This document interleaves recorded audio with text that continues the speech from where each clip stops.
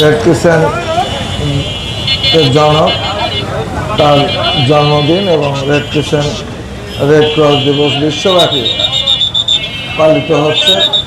তারই অংশ হিসেবে আমরা যারা যশোরে রেড ক্রিসেন্টে কাজ করি, আমাদের অসংখ্য ছেলেমেয়েরা আছে যারা নিরলসভাবে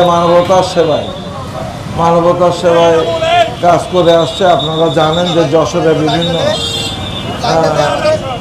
করোনার সময় বিভিন্ন ঝড় বিপাকে যশোর রেড ক্রিসেন্ট সোসাইটি অত্যন্ত গুরুত্বপূর্ণ ভূমিকা পালন করেছে। আমাদের এই ছেলেমেয়েরা আমাদের সাথে যারা কাজ করছে নিয়মিত, তারা সকল